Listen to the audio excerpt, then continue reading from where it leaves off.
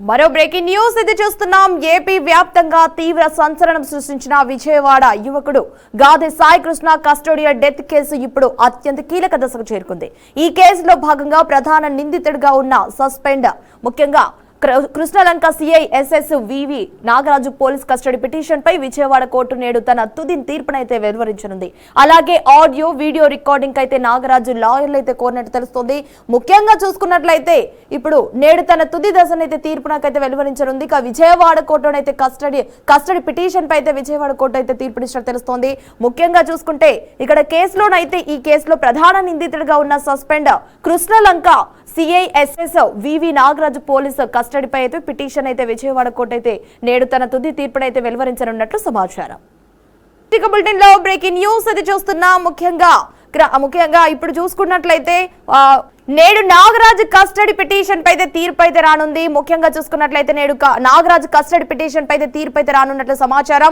CI నాగరాజుకు 12 రోజుల custody అయితే ఇచ్చినట్టు తెలుస్తుంది. ఇక ఆడియో వీడియో రికార్డింగ్ కోరారు. ఇక నాగరాజు లాయర్లు అయితే కొన్నట్టు తెలుస్తుంది. గాదె సాయి కృష్ణ లాకప్ డెత్ కేసులో ముఖ్యంగా సిట్ పిటిషన్ పై నేడు ముఖ్యంగా ఏపీ కోర్టులో అయితే విచారణ అయితే కొనసాగుతుంది. గాదె సాయి కృష్ణ లాకప్ డెత్ కేసులో బిగ్ అప్డేట్ అయితే రానున్న సమాచారం. నేడు నాగరాజు కస్టడీ పిటిషన్ పై తీర్పు ఇచ్చినట్టు తెలుస్తుంది. రైట్, ఇక ఇదే అంశానికి సంబంధించి మరింత సమాచారాన్ని మా బీఆర్కే ప్రతినిధి ప్రవీణ్ అందిస్తారు. ప్రవీణ్, చెప్పండి, అంశానికి సంబంధించి అప్డేట్స్ ఏంటి? సోమవారం చూసుకుంటూ ఉంటే రాష్ట్ర వ్యాప్తంగా తీవ్ర సంచలనం రేపున గాదె సాయి కృష్ణ ల్యాకప్ డెత్ కేసులో అయితే దర్యాప్తు అయితే నేడు అత్యంత కీలకమైన రోజు అని చెప్పుకోవచ్చు. పోలీసు అదుపులో ఉన్న సాయి కృష్ణ అనుమానాస్పద స్థితిలో మృతి చెందడం, ఘటన వెనుక ఉన్న పోలీసుల హస్తంలో ఉన్న తీవ్రమైన ఆరోపణల నేపథ్యంలో ఈ కేసులో అయితే దర్యాప్తును అయితే ప్రతిష్టాత్మకంగా తీసుకున్న సిట్ అయితే దూకుడు పెంచింది. సిఐ నాగరాజును విచారిస్తే గానీ సాయికృష్ణ మృతి వెనుకున్న అసలు నిజాలు బయటపడవు. అందుకే సిట్ అధికారులు ఏకంగా 12 రోజులు కస్టడీకి అయితే పిటిషన్ వేశారు. సాధారణంగా ఏ కేసులోనైనా చూసుకుంటూ ఉంటే 3 నుంచి 5 రోజులు కస్టడీ కోవడం అనేది చూస్తూ ఉండొచ్చు. కానీ ఏకంగా 12 రోజులు అడిగారంటే సిట్ వద్ద నాగరాజును ప్రశ్నించాల్సినవి చాలా ప్రశ్నలు ఉన్నాయని కూడా అర్థమవుతుంది. సాయికృష్ణను సిట్ అడిగే ప్రధానంగా చూసుకుంటుంటే సాయికృష్ణను పోలీస్ స్టేషన్ తీసుకొచ్చినప్పటి నుంచి మృతి చెందే వరకు మధ్యలో ఏం జరిగిందన్న ఆశ్చర్య కోణాలు ఏంటనేది కూడా అడిగే అవకాశం ఉంటుంది.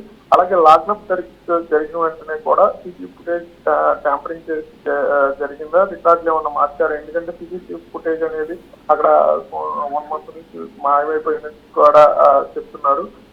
అలాగే ఈ ఘటనలో ఇతరుల పాత్ర ఏదైనా ఉన్నాయో, కేవలం సిఐ నాగరాజ్ మాత్రమే ఉన్నారా, లేక అధికారులు ఒత్తిడి కింద నుంచి సిబ్బందికి ఏదైనా ఉందా అనే కోణంలో కూడా అధికారులు అయితే అడిగే అవకాశాలు ఉంటాయి.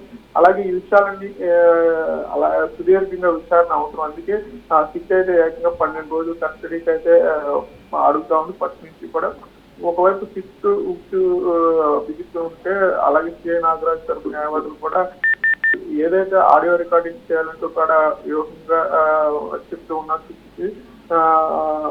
పోలీసు విచారణ తీరు ఎలా ఉంటుందో ఒక పోలీస్ అధికారిగా నాగరాజుకి బాగా తెలుసు. అందుకే విచారణ ఏమైనా నాగరాజుని ఇబ్బంది పరిచే అంశాలు ఉంటాయా, లేదంటే బలవంతంగా వాంగ్మూలం రాయితే ప్రమాదం ఉంటుందని కూడా డిఫెన్స్ లాయర్లు అయితే అనుమతిస్తుంది. అందుకనే అక్కడ దానికి విధానానికి చెక్ పెట్టే విధంగానే విచారణ చేస్తున్నందుకు కూడా ఆడియో వీడియో అనేది రికార్డ్ చేయాలంటూ కూడా నాగరాజు తరపు న్యాయవాదులు అయితే కొడుతున్నారు.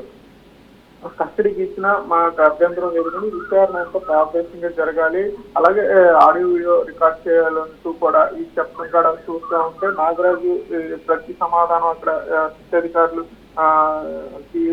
ఏం చెప్పినా సరే వాళ్ళు ఇబ్బంది పెట్టి ఆయన్ని టోటల్ గా ఆయన దగ్గర నుంచి థర్డ్ డిగ్రీ అలాంటివి ఏం చేయకుండా ఉండే విధంగా కూడా ఆడియో వీడియో రికార్డ్ చేయాలని కూడా వాళ్ళు అడుగుతూ ఉన్నారు.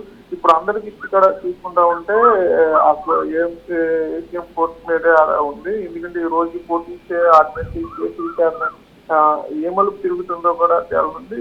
ఇక్కడ చూసుకుంటూ ఉంటే ప్రధానంగా కొన్ని అంశాలు కనిపిస్తున్నాయి. కస్టడీ రోజుల్లో తగ్గించారు కనుక 12 రోజులు కోరినప్పటికీ కోర్టు అయితే దాన్ని 5 నుంచి 7 రోజులకు తగ్గించే అవకాశం కూడా ఉండొచ్చు. ఒకవేళ స్క్రీన్ రికార్డింగ్ అవకాశం ఇస్తే డిఫెన్స్ లాయర్లు కోరినట్టుగా ఆడియో వీడియోను రికార్డ్ చేసేందుకు కూడా కోర్టు అయితే అనుమతి వచ్చి ఇలా జరిగితే సిట్ విచారణలో కొంత ఇబ్బంది కలిగింది. ఎందుకంటే కోర్టు దృష్టిలో విచారణ పారదర్శకంగా ఉండాలంటారు కాబట్టి ఆయన్ని అన్ని ప్రశ్నలకి ఆయన విధానం ఆయన చెప్పే విషయానికి వేరే విధంగా ఉంటుంది. అలాగే షరతులతో కూడిన విచారణతో కూడా నాగరాజు ఆరోగ్య పరిస్థితి, అలాగే న్యాయవాది సమక్షంలో విచారణ లాంటి కొన్ని కఠిన షరతులతో కోర్టు అయితే కస్టడీ ఇక్కడ అనుమతించవచ్చు. మొత్తంగా చూసుకుంటా ఉంటే ఏసీఎం కోర్టు శిక్షాభ్యర్థన ఏ మేరకు సానుకూలంగా స్పందిస్తుంది, అలాగే నాగరాజు లాయర్లు చేస్తున్న డిమాండ్ అయితే కోర్టు అంగీకరిస్తుందా అనేది కూడా ఉత్కంఠగా జరపనుంది. Right Praveen, thanks for the updates.